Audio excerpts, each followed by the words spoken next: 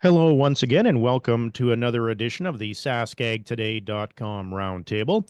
I'm joined by the Chief Agricultural Editor of SaskAgToday.com, Kevin Hirsch, as well as the 620 CKRM Regina Agri-News Director, Ryan Young. I'm GX94 Yorkton Agriculture Director, Doug Falconer. A lot of things happened over the past week, gentlemen. First of all, we heard about Peavy Mart closing doors of all of its stores right across the country. That broke late Monday night. What was your reaction to that news, Kevin? I was surprised. It came right out of the blue. First of all, it sounded like it was just going to be stores in central Canada, and then it quickly spread that no, all of the stores were being closed. I went to the Peavy Mart in Saskatoon shortly after the announcement, and it was a busy place. Everybody there thinking they were going to get a bargain, but at that store that particular day, everything was only 10% off, so it wasn't huge bargains, but there were sure lots of people there looking. I think a lot of folks will miss Peavy Mart. Probably some of that business will go to different co-op agro centers.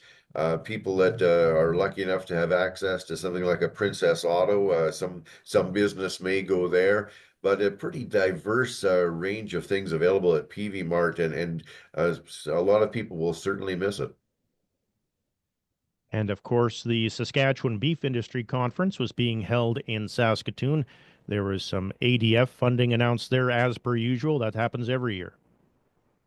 Yeah, and we saw the ADF funding for crop-related projects announced during Crop Production Week, Crop Production Show Week in Saskatoon, and this being the Sask Beef Industry Conference, that's where that industry funding is announced. Interesting, and I haven't gone through it with a fine-tooth comb, but in the crop industry, with the various crop commissions all having checkoffs, and Western Grains Research Foundation also available, a lot more funding support for those projects is able to come from industry. But in the case of beef, there's not as much industry money. So this EDF funding is critical for a lot of these research projects to proceed.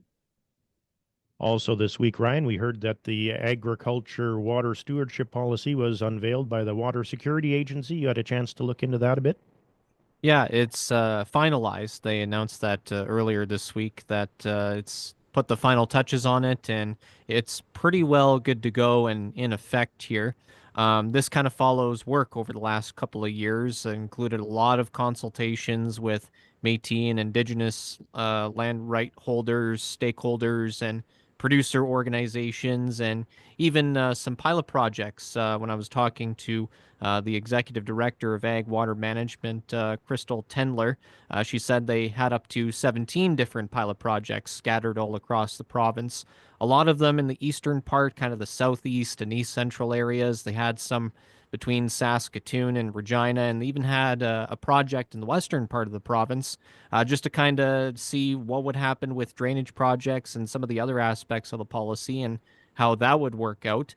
One of the key features of the policy as well is a regional approach. The Water Security Agency acknowledging that every region is different, and in the province here, the climate is quite diverse. You have the drier areas in the west and then the wetter areas in the east. So it's kind of tailored to all different regions accordingly. But yeah, it's finalized now, and we'll see kind of where it goes. They also committed $1 million to research and to track and publicly report on the policy's progress and long-term effectiveness. So we'll see where that goes. Looking forward to kind of how it progresses over the next few years here. What did you think of that announcement, Kevin? But certainly a comprehensive strategy, and it will be interesting to monitor how it's received and how it might be modified, balancing a lot of different things where there's a general feeling that we should be protecting wetlands and reducing drainage. But from a producer's point of view, when drainage can be easily accomplished to open up more land for cultivation or for seeded crops, it's hard to say that that's a bad thing. but there's just so many considerations that need to go into it that certainly a plan was needed and guidelines and being able to differentiate it from one region to another. So I think it'll be a complicated plan and it'll take a while to assess just how well it's meeting all the needs. I think it still will be tough to keep everyone happy. Also, this week on Wednesday, the Agricultural Producers Association of Saskatchewan put out a news release saying they are now very concerned about the proposed merger between Bunge and Viterra. Ryan, you had a chance to look into that as well? I kind of looked at the news release briefly, and one thing that kind of struck out to me was the difference in APAS's stance towards the issue. They were initially cautiously optimistic about the merger and how the conditions addressed some of their concerns, primarily with competition, and now all of a sudden they have a bunch of concerns and they're opposed to it. That's primarily due to the Competition Bureau's concerns about the merger, one of them being competition, obviously, and the lack thereof. So, yeah, I'm just kind of wondering what changed that. That would be one of my biggest questions to President Bill Pribilski. Kevin, I know when we talked about this last time, you weren't quite so concerned about the merger. No, that's my viewpoint, that there's an overbuilt grain handling system, lots of export capacity on the West Coast, and margins are thin in grain handling. So I don't see a lack of competition as the problem that some others do. But certainly, a lot of organizations, a lot of producers are concerned and don't believe the provisions to ensure a competitive landscape have been well met. I think it's a little too late to be complaining about it. I think it's hard to envision the going back and changing what has been decreed to let this deal go forward. So, but I've been wrong before. Kevin, of course, you were in Swift Current on Thursday for the Durum Summit. How did that go? That's a great event held every couple of years, and Durham tends to get rolled into the Sask Wheat Development Commission and the like. But we're a major durum producer in Western Canada. About 80% of that durum is in Saskatchewan, the southern part of Saskatchewan, brown and dark brown soil zones, about 20% in Alberta.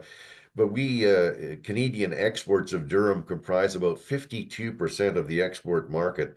So it's a great venue. Swift Current is the heart of Durham country, packed house, about 230 producers, researchers talking about the traits that are being developed.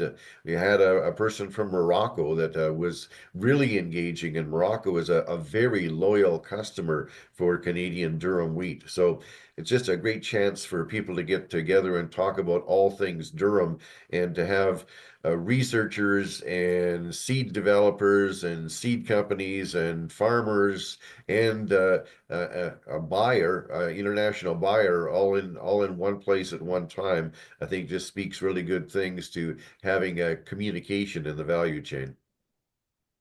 Then Friday, news broke out of Ottawa that the capital gains tax, which was supposed to be, I think, retroactive to June of last year, is actually going to be pushed ahead to January 1st of 2026 now. What's your reaction to that news, Kevin? Well, I was just amazed that Revenue Canada was implementing the capital gains tax changes without this ever having been passed through the House of Commons or received royal assent.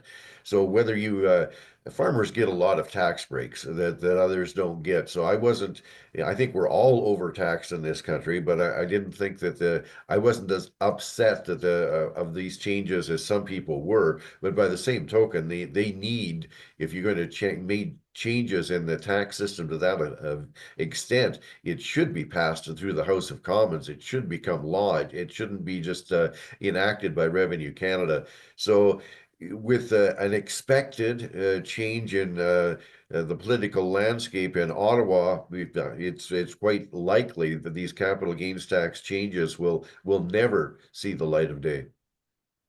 All right. And of course, this week we also heard unseasonably unheard of highs in cattle prices. And Ryan, I know you were following up with the Saskatchewan Ministry of Agriculture on that. Cattle prices still very strong.